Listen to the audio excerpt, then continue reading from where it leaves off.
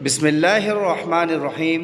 अस्सलामुअलैकुम वरहमतुल्लाहि वबरकातुहू। Welcome to online classes of Iqra Huffaz boys secondary school, a project of Iqra education system. Lecture number 7, Iqra maths workbook 7, unit number 4, algebraic expression, page number 62। Dear students, हम page number 62 पर जो 5 parts दिए गए हैं इन्हें हमने कवर करना है। प्रीवियस लेक्चर्स में आपने इन 5 पार्ट्स को यकीनन सीखा है और आपको आता भी होगा, आपने इनकी प्रैक्टिस भी की होगी, लेकिन आज हम आपको दोबारा रिकॉल करवा देते हैं। इससे यकीनन आपको फ़ायदा होगा और ये जो क्वेश्चंस आपको पहले से आते हैं इन पे मज़ीद आपको कमांड हासिल हो जाएगी। आप पार्ट वन में देख रहे हैं, write down any 2 algebraic identities. ये आपने 4 अलजब्रिक आइडेंटिटीज़ सीखी थी, इनमें से आपने अपनी मर्ज़ी से कोई 2 अलजब्रिक आइडेंटिटीज़ लिख लेनी है। मैं यहाँ अभी आपके सामने कोई भी 2 लिख लेता हूँ, आप वो 2 भी कॉपी कर सकते हैं और उनके अलावा जो 2 आपको याद हो वो भी आप लिख सकते हैं। ठीक है जी।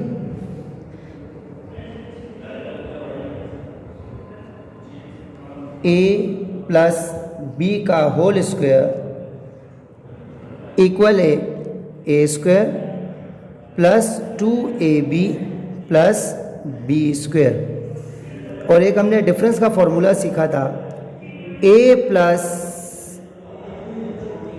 B a minus B is equal to, इन दोनों का जो प्रोडक्ट है वो हमारे पास आएगा a square minus B square.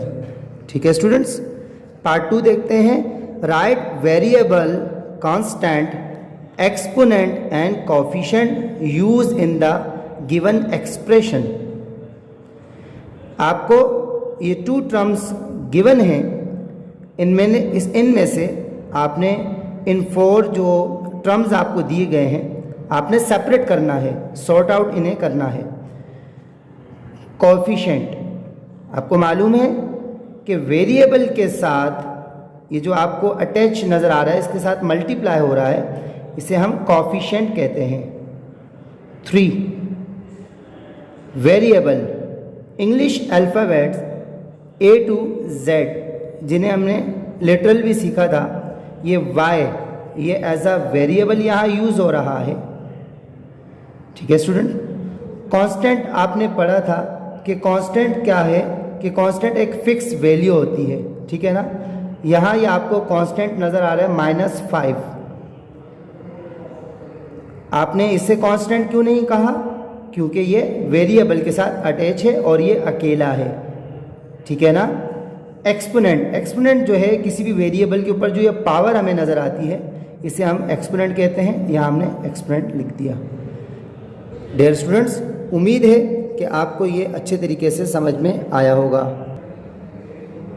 Next part है part number 3, what is the difference among monomial, binomial and trinomial, give 2 examples in each case. तो डिफरेंस हमें बताना है।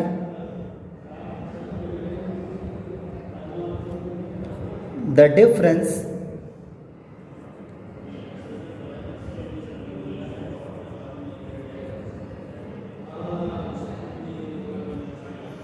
among monomial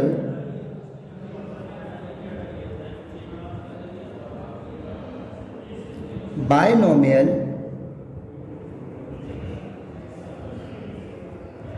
and trinomial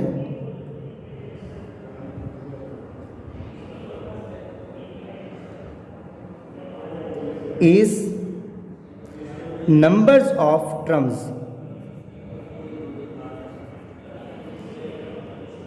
The difference among monomial, binomial and trinomial is number of terms. अजीज़ तलबा, आप जानते हैं monomial, binomial and trinomial, इन तीनों में जो डिफरेंस है वो सिर्फ नंबर ऑफ टर्म्स का है। क्या मतलब, जो मोनोमियल है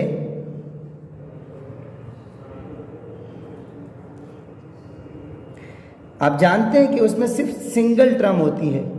जैसे मैंने लिख दिया ए, अगर मैं यहाँ बी भी लिखता हूँ, ये दोनों आपस में मल्टीप्लाई हो रहे हैं, तो मल्टीप्लाई होने की सूरत में भी वो सिंगल टर्म होती है, जब तक के प्लस या माइनस की साइन दोबारा ना आ जाए। अब उन्होंने कहा है give 2 examples in each case. एक एग्जाम्पल मैंने दे दी और एक एग्जाम्पल आपने देनी है, ठीक है। सेकंड क्या है, बायनोमियल। स्टूडेंट्स आप जानते हैं कि बायनोमियल जो है इसमें हमारे पास 2 टर्म्स होती हैं। x जैसे ही प्लस की साइन आ गई या माइनस की साइन आ जाए तो टर्म चेंज हो जाती है। यहाँ मैंने लिख दिया y, तो ये हमारे पास 2 टर्म्स हो गई, तो ये बायनोमियल है। जो सेकंड है वो आपने खुद ट्राई करना है। और थर्ड है हमारे पास ट्राइनोमियल, यानी 3 टर्म्स। अब 3 टर्म्स की एक एग्जाम्पल हम देते हैं, A square plus A B plus B square. आप नोट कीजिएगा, 1 टर्म, 2 टर्म, 3 टर्म, ये ट्राइनोमियल है।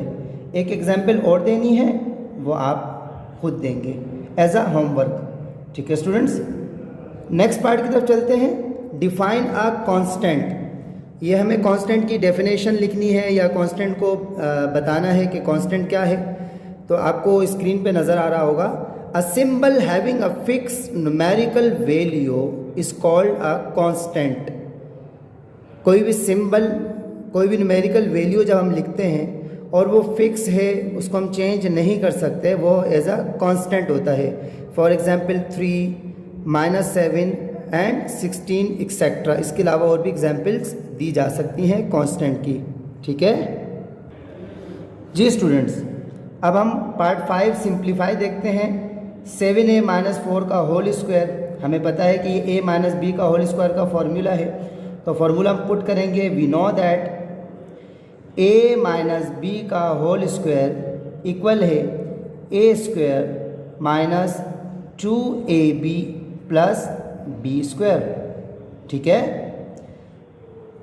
इसमें हमारे पास ये a है और ये b है, तो जहाँ a होगा वहाँ पर हम a की वैल्यू को पुट कर देंगे माइनस, और b की जगह पर b की वैल्यू को पुट कर देंगे होल स्क्वायर, ठीक है ना। और ये जो फ्रेम है इसको हम एक फ्रेम की फॉर्म देंगे, a square minus 2ab plus b square. अब वैल्यू पुट करना आसान है कि a की जगह पर 7a, a की जगह पर 7a, b की जगह पर 4, b की जगह पर 4 को पुट कर दिया, ठीक है स्टूडेंट्स। स्क्वायर जब हम 7 को देंगे, यानी 7 को 7 से मल्टीप्लाई किया जाएगा तो 49 आएगा, तो 49। और ये स्क्वायर जब हम a को देंगे तो a स्क्वायर माइनस, इन तीनों को मल्टीप्लाई करना है, 2 7 ज़ा 14, 14 को जब हम 4 तक पढ़ेंगे तो 56 आएगा, और 56 का a as it is, plus का प्लस, 4 का स्क्वायर यानी 4 को 4 से अगर मल्टीप्लाई किया जाए तो 16 आएगा, तो ये 16 फाइनल आंसर है। स्टूडेंट्स उम्मीद करता हूँ कि आज की जो वीडियो में आपको टोटल 5 पार्ट्स सिखाए गए, बताए गए, ये आपको बहुत ही अच्छे तरीके से समझ में आए होंगे। आपने इनकी भरपूर प्रैक्टिस करनी है और होमवर्क के तौर पर इन्हीं क्वेश्चंस को दोबारा सॉल्व करके देखना है कि आपको कितना समझ में आया। अपना बहुत सारा ख्याल रखिएगा। अल्लाह हाफिज़।